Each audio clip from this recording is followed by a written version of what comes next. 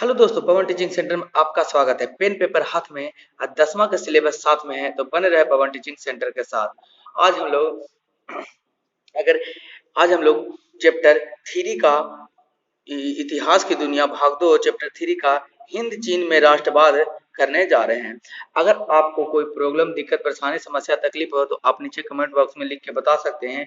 कुछ technical error के कारण और कुछ काम आ जाने के कारण हम वीडियो नहीं बना पा रहे थे। आज से अब रेगुलर कंटिन्यू वीडियो बनेगा, तो बने रहे पवन टीचिंग सेंटर के साथ, पढ़ते रहें, आगे बढ़ते रहें। तो हम ज़्यादा समय ना लेकर मैं डायरेक्ट स्टार्ट करता हूँ और चलता हूँ आगे पढ़ने की ओर। कराएं हिंद चीन में राष्ट्रवाद आंदोलन। राष्ट्रवाद आंदोलन क्या है? सबसे पहले आंदोलन क्या है? जो अपने हक की लड़ाई के लिए, यानी कि अपना अपना हक को आवाज उठाने के लिए किए गए प्रयास को ही क्या कहते हैं? आंदोलन कहते हैं। जैसे पढ़ते हैं, कह रहा है दक्षिण पूर्व एशिया में हिंद चीन देशों से अभिप्राय तत्कालीन समय में लगभग 3 लाख 2.80 लाख वर्ग किलोमीटर में फैला है। लगभग 3 लाख, अब एक्यूरेट पूछे तो 2.80 लाख वर्ग किलोमीटर में फैला उस प्रायद्वीपीय क्षेत्र से है, जिसमें आज के वियतनाम, लाओसा और कंबोडिया के क्षेत्र आते हैं। इनकी उत्तरी सीमा म्यांमार एवं चीन को छूती है, तो दक्षिणी सीमा सागर है और पश्चिम में म्यांमार के क्षेत्र पड़ते हैं। कहने का मतलब यह हुआ, जैसे आप अगर मैप नक्शा में पढ़े होंगे तो नक्शा में आप देख सकते हैं तो ऊपर को क्या कहते हैं? ऊपर को कहते हैं उत्तर, उत्तर और नीचे को कहते हैं दक्षिण। इधर हो गया पश्चिम और इधर हो गया पूर्व। तो कह रहा क्या चीज? हिंद दक्षिण पूर्व, दक्षिण और पूर्व इधर एशिया में पड़ता है, यहाँ पड़ता है, इस भाग में पड़ता है। क्या चीज पड़ता है इस भाग में? अभिप्राय तत्कालीन समय में कितना लाख में फैला हुआ है? ये पूरा क्षेत्र 2.80 लाख वर्ग किलोमीटर में क्या किया हुआ है? फैला हुआ है। जो वर्ग में फैला हुआ है प्रायद्वीपीय क्षेत्र में। कौन क्षेत्र कहलाएगा? प्रायद्वीपीय। कौन द्वीपीय? प्रायद्वीपीय क्षेत्र में फैला हुआ है। प्रायद्वीपीय क्षेत्र में फैला, जिसमें आज के वियतनाम, लाओसा और कंबोडिया के क्षेत्र आते हैं। इसमें कौन कौन से क्षेत्र आते हैं? लाओसा आता है, लाओसा, कौन सा? लाओसा। और वियतनाम आता है, वियतनाम। और क्या आता है? कंबोडिया। कौन बोडिया? कंबोडिया। ये तीनों क्षेत्र यहाँ आते हैं। कौन चीनी में? हिंदी चीनी में। हिंदी चीनी कहाँ स्थित है? दक्षिण पूर्व में स्थित है। एक प्रायद्वीपीय है, जिसमें जो 2.80 लाख वर्ग किलोमीटर में फैला हुआ है। इसमें कौन कौन से क्षेत्र आते हैं? लाओस, वियतनाम और कंबोडिया आते हैं। जिसमें आज के वियतनाम, कंबोडिया आते हैं। इनकी उत्तरी सीमा म्यांमार के चीन को छूती है। उत्तर वाला सीमा है, ऊपर में क्या कहते हैं? उत्तर। उत्तरी सीमा है जो क्या चीज? चीन के म्यांमार को क्या करती है? छूती है। चीन को छूती है। तो दक्षिण में चीन सागर है और पश्चिम में म्यांमार के क्षेत्र है। दक्षिण में कौन सागर है? चीन सागर। जहां बोल सर थोड़ा सा हमको पिक्चर में दिखा दीजिए। हम ये देखिए, यह है उत्तर दक्षिण एशिया में है, दक्षिण पूर्व एशिया में है। जो यहाँ पर क्या 3 क्षेत्र में होता है? वियतनाम आता है, लाओस आता है, वियतनाम आता है और कंबोडिया, ये तीनों आता है। जो ऊपर में किसको छूता है? दक्षिणी चीन को छूता है, पश्चिमी म्यांमार को छूता है और नीचे में हो चीन मिन सिटी है। यहाँ हो चीन मिन सिटी है, नोम पेन है, नियोतोंग है। ये कह रहा म्यांमार के क्षेत्र पूरे क्या चीज है? पश्चिमी म्यांमार के क्षेत्र हैं। हम लोग आगे चलते हैं। प्राचीन काल से ही वियतनाम के टोकिंग एवं अन्नाम में चीन का प्रभाव था। पहले से प्राचीन काल में बहुत पुराने समय से ही वियतनाम और टोकिंग में, अन्नाम में चीन का प्रभाव था और दोनों प्रांत कई शताब्दियों तक चीनी के करद राज थे। अरे बहुत सारे तक, 1 2 3 दिन तक नहीं, बहुत शताब्दियों तक ये चीन के क्या थे? अन्नाम में चीन का प्रभाव था और ये बहुत सारे प्रांत, 2 प्रांत कई शताब्दियों तक चीन के किरदार रहे, यानी चीन में ही सम्मिलित रहे। वस्तुतः जब चीन में कोई शक्तिशाली शासन होता था, तब इन प्रांतों को अपने कब्जे में ले लेता था। एवं चीन की केंद्रीय सत्ता के कमजोर कर पड़ते ही ये क्षेत्र स्वतंत्र हो जाते थे। यद्यपि चीन प्रभुत्ता के बावजूद भी इस क्षेत्र के लोग ने अपनी अलग संस्कृति पहचान के साथ साथ भाषा लिपि का भी विकास किया था। बौद्ध धर्म के साथ साथ कन्फ्यूजियन के दर्शनों का भी पूरा प्रभाव उन क्षेत्र पर पड़ा। कह रहा कि जब यहाँ पर चीनी का प्रभाव क्षेत्र था ने, तो बहुत सारे दिन तक, बहुत समय तक यहाँ के जो शासन थे कमजोर वर्ग के थे और यहाँ के स्वतंत्रता के लिए चीन से चाहते थे, यहाँ स्वतंत्रता चाहते थे और उनके बावजूद भी, चीन के प्रभुत्ता के बावजूद भी अपने संस्कृति को यहाँ के लोगों ने क्या करके रखा, बचा कर रखा। कौन वाली डिबिया, पीली वाली डिबिया। तीसरी शताब्दी में सी हुआंग टी का प्रभुत्ता था चीन में, जो था कितवीं शताब्दी में, तीसरी शताब्दी में चीन का सी हुआंग टी का प्रभुत्ता था। इसके बाद हान बसिंग राजा बुती ने पुनः इन क्षेत्रों को कब्जा किया। इसके बाद जो राजा आए उनका नाम क्या था, हान बासिंग राजा बितु ने क्या किया, पुनः इस क्षेत्र पर कब्जा कर लिया, यानी कि युद्ध जीत के इसे क्या कर लिया, अपने क्षेत्रों में बना लिया। फिर 15वीं शताब्दी में मिंग वंश साम्राज्य के युगलीन ने अधिकार किया था। फिर 15वीं शताब्दी में कौन सा आया शासन, किसका शासन आया, मिंग वंशी का। किसका, मिंग वंशी। कौन वंशी, मिंग वंशी साम्राज्य के युगलीन ने अधिकार किया था। 19वीं शताब्दी में यह क्षेत्र मंचू शासन के अधीन था। 19वीं शताब्दी में किसके अधीन था, मंचू शासन के। तीसरी शताब्दी में ही सुशांग के अधीन था। 15वीं शताब्दी में मिंग वंश साम्राज्य के अस्तित्व में था और 19वीं शताब्दी में ये मंचू शासन के अधीन था। ये तीन शासनों जो महत्वपूर्ण शासन थे। हम यहाँ पर आकर देखते हैं कंबोडिया। कौन बोडिया, कंबोडिया। अंकोर वाटा, कौन वाटा, अंकोर वाटा का मंदिर। कौन वाटा, अंकोर वाटा का मंदिर दिखाई दे रहा होगा। अंकोर वाटा का मंदिर कहाँ स्थित है, हो चिन मिन में। यहाँ पूछेगा, अभी हम बताते हैं आपको, क्वेश्चन आता है अंकोर वाटा का मंदिर कहाँ स्थित है।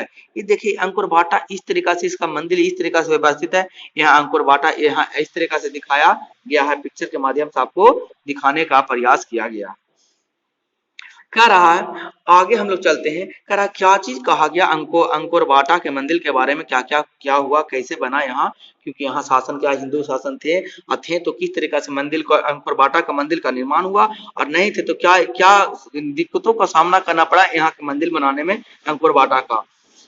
दूसरी तरह लाओसा कंबोडिया पर भारतीय संस्कृति का प्रभाव था। लाओस और कंबोडिया पर क्या चीज था, भारतीय संस्कृति का प्रभाव था, यानी भारत के धर्म के प्रचलित था। यहाँ के लोग निवासी कर रहे थे, भारत के वेशभूषे का अपनाया जा रहे थे, यहाँ के लोगों के मंदिर को पूजा जा रहा था। ऐसा क्यों हुआ कि लाओस में और कंबोडिया में भारतीय संस्कृति का प्रभुत्व बढ़ता चला ही गया, क्योंकि चौथी शताब्दी में ऐसा इसलिए हुआ क्योंकि चौथी शताब्दी में कंबुज राज की संस्थापक क्या थे, कंबुज राज की स्थापना हुई।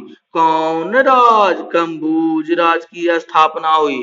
कौन राज की स्थापना हुई, कंबुज राज की स्थापना हुई थी। जहां का शासन भारतवंशीय था, यहाँ का शासन कैसा था, भारतवंशीय था। जो कंबूर राज में था, जो यहाँ का शासन जो कहा था भारतवंशीय था, यानी भारत के रहने वाला शासन यहाँ कर रहा था। तो भारत का, तो वो अपने राजा बना हुआ था, खुद भारत के निवासी जो था, जो राजा बना हुआ था, तो अपने देश के जो संस्कृत है, वो जो संस्कृत उसके अंदर है, बचपन से जो संस्कृत को सीखा, वही से संस्कृत को तो आगे चलकर क्या करेगा, निभाएगा। इसलिए अंकोर वाटा का मंदिर लाओसा कंबोडिया में भारतीय राजों ने कंबुज वंश के द्वारा स्थापित किया गया, क्योंकि इन्होंने ये अपने समाज को, अपने धर्म को, अपने जाति को और अपने अलग अलग प्रकार के अपने मंदिरों को, अपने आस्थाओं को यहाँ पर जाकर जुड़ाकर दिखाया। तो आपको समझ में आ गया होगा कि अंकोर वाटा का मंदिर क्यों यहाँ स्थित है लाओसा कंबोडिया में, क्योंकि यहाँ का शासन कैसा था, कहाँ का था, भारतीय वंशी शासन था। कंबुज भारतीय शासन का प्रधान केंद्र था। भारतीय शासन का, संस्कृत का, भारतीय संस्कृत का प्रधान केंद्र कौन था, कंबुज। कौन बुज, कंबुज भारतीय शासन का क्या था, प्रधान केंद्र था।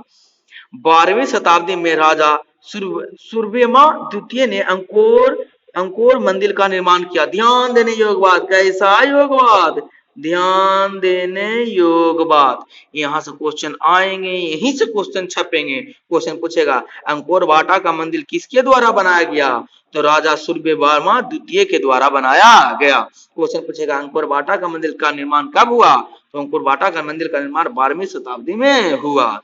तो ध्यान देने वाली स्टार वाला पॉइंट है। कैसा पॉइंट है? स्टार वाला। कौन वाला? स्टार वाला। इसे लिखना ना ही भूले। आगे हम लोग चलते हैं। कह रहा है परंतु, कौन तू? परंतु, कौन तू? परंतु 16वीं शताब्दी में कम्बोज का पतन हो गया। 16वीं शताब्दी में क्या हुआ? कम्बोज का पतन हो गया था और मध्यकाल में आंतरिक संघर्ष की स्थिति उत्पन्न हो गई थी। और 16वीं शताब्दी में क्या हुआ था? कम्बोज का पतन हो गया। कितवीं शताब्दी में कम्बोज का पतन हुआ? 16वीं शताब्दी में। यह कम्बोजे के तो क्या था? राजा था, उसका भारत वंश से था। और उसका कितवीं शताब्दी में? 12वीं शताब्दी में। और क्या नाम था वो राजा को जो अंकोर वाटा का मंदिर बनाया था? सूर्यवर्मा द्वितीय नाम था। और 16वीं शताब्दी के अंत होते होते कम्बोज शासन कहाँ हो गया? वहां से समाप्त हो गया, खत्म हो गया। और मध्यकाल में आंतरिक संघर्ष की स्थिति उत्पन्न हो गई। कैसी संस्कृति उत्पन्न हो गई? आंतरिक, यानी अंदर देश का मसला स्टार्ट हो गया। मसला मतलब दिक्कत, परेशानी, समस्या, तकलीफ हो गया, क्योंकि वहां पर मंदिर बना दिया गया। तो वहां हिंदू साम्राज्य चल रहा था, जिसके प्रकार जिस जिस तरीका से और लोहासा में और कंबोडिया में भारत के प्रभुता को बना रहने देने के लिए वहां के लोगों ने यहाँ क्या कर दिया? आंतरिक संघर्ष जारी कर दिया, आंतरिक आंदोलन स्टार्ट कर दिया। इस प्रकार इस क्षेत्र के कुछ देश पर चीन एवं कुछ पर हिंदुस्तान के सांस्कृतिक प्रभाव के कारण ही यह हिंदी चीन के नाम से जाना जाता है।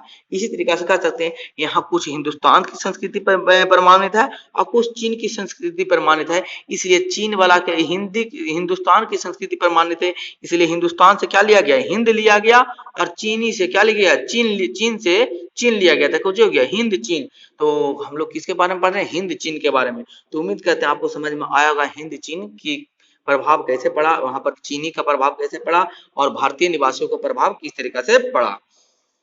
करा अगला करा व्यापारिक कंपनियों के आगमन और फ्रांसीसी प्रभुत्व। कौन कंपनी? व्यापारिक कंपनी का आगमन और फ्रांसीसी के प्रभुत्व क्या चीज रहा, किस तरीका से रहा, जिसके बारे में हम लोग क्या करते हैं? जानने का प्रयास करते हैं। 1498 ईस्वी में वास्को डिगामा ने भारत से जुड़ने की चाह में जब समुद्री मार्ग ढूंढ निकाला, तब पुर्तगाली ही पहले व्यापारी थे। तो पुर्तगाली के व्यापारी थे, पहले व्यापारी थे। कहा 1948 की बात है, सॉरी 1998 की बात है, सॉरी 1498 की बात है। कब की बात है? 1498 ईस्वी में वास्को डिगामा, कौन? डिगामा, वास्को डिगामा ने भारत में जुड़ने की चाह में समुद्र मार्ग की खोज निकाला था। तो 1498 में क्वेश्चन यहाँ से पूछता है 9th क्लास में वास्को डिगामा के बारे में पढ़ने का है, चैप्टर फर्स्ट में पढ़ने का है, हिस्ट्री के भाग 1 में। कह रहा कि भारत की खोज किसने किया? तो वास्को डिगामा ने।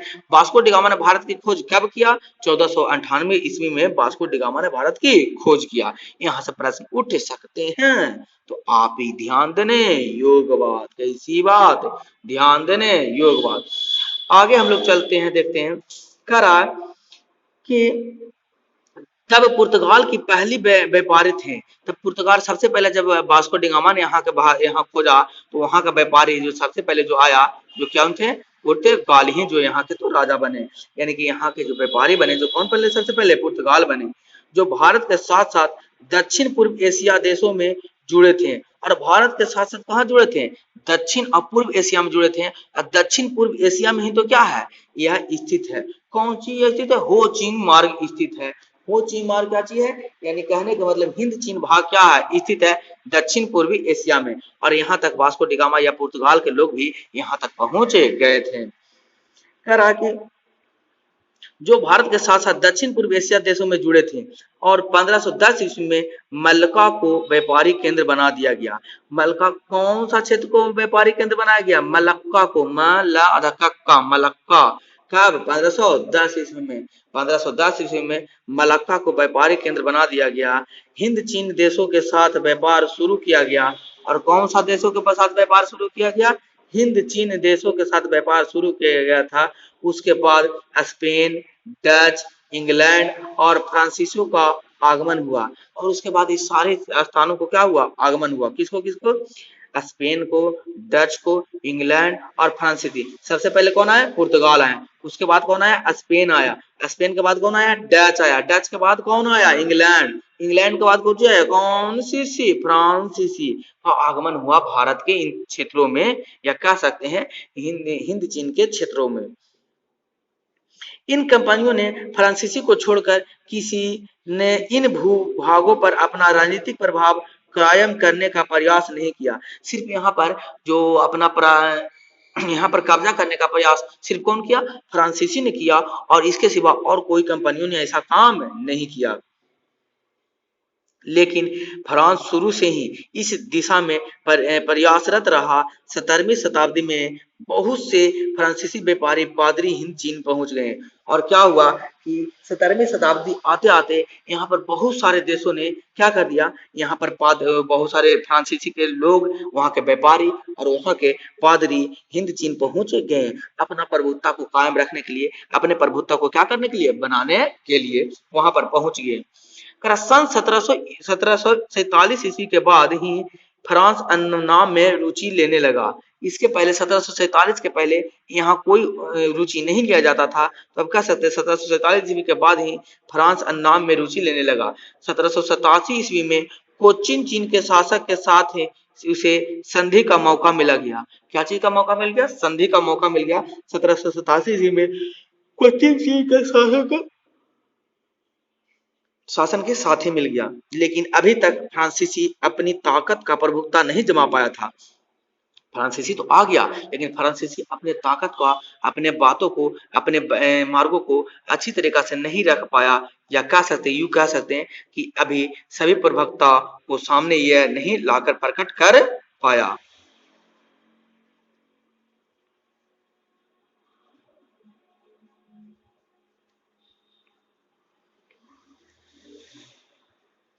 कंपनियों का आगमन, किसका आगमन, कंपनियों का आगमन। पहला पुर्तगाली, दूसरा डच, तीसरा इंग्लैंड, चौथा फ्रांस। कंपनियों का आगमन कब कब हुआ, सबसे पहला कंपनी का हिंद चीन में कौन आया, पुर्तगाल। दूसरा कौन कंपनी है, डच। तीसरा इंग्लैंड, चौथा फ्रांस। तो ध्यान देते, इसमें कब्जा करना कौन चाहा, फ्रांस कब्जा करना चाहा। कब किया, 1787 ईस्वी के बाद यहाँ के शासन को संधि का मौका दिया गया, कह सकते हैं। लेकिन अभी तक फ्रांसीसी अपनी ताकत का प्रभुत्व नहीं जमा पाए थे। लेकिन यहाँ तक तो आ गए, संधि तो हो गया 1787 में, लेकिन फ्रांसीसी अपना पावर का सत्ता जो है, जो ताकत है, यहाँ हिंद चीन में नहीं दिखा पाया। 19वीं शताब्दी में अन्नाम कोचिन चीन में फ्रांसीसी पादरियों की बढ़ती गतिविधियों के विरुद्ध उग्र आंदोलन हो रहे थे। फिर भी 1862 ईस्वी के अन्नाम के सैन्य बल पर संधि के लिए बाध्य किया गया। यहाँ पर घरगिरी युद्ध में ही यहाँ पर इन लोगों को विरुद्ध हो रहा था, क्योंकि आप फ्रांस के साथ राजा, यहाँ के जो राजा हुआ करते थे, हेड पदाधिकारी हुआ करते थे, इन्होंने संधि कर लिया। तो यहाँ के लोगों ने गुस्सा जाहिर किया कि संधि के लिए बाध्य किया, या संधि का विरोध किया। संधि को होने से रोकना, इन लोग संधि को होने से रोकना चाहते थे। उसके अगले वर्ष कंबोडिया भी संरक्षण के लिए गया, और 1783 में तोकनी ने फ्रांसीसी सेना का प्रवेश हुआ। और 1783 में तोकनी ने क्या चीज किया, फ्रांसीसी सेना का प्रवेश हुआ। इस तरह 20वीं शताब्दी के आरंभ तक संपूर्ण हिंद चीन फ्रांस की अधीनता में आ गया, और 19वीं शताब्दी में आया था। 20वीं शताब्दी में अंत आते आते यहाँ के सारा हिंद चीन फ्रांस के अधीनता में आ गया।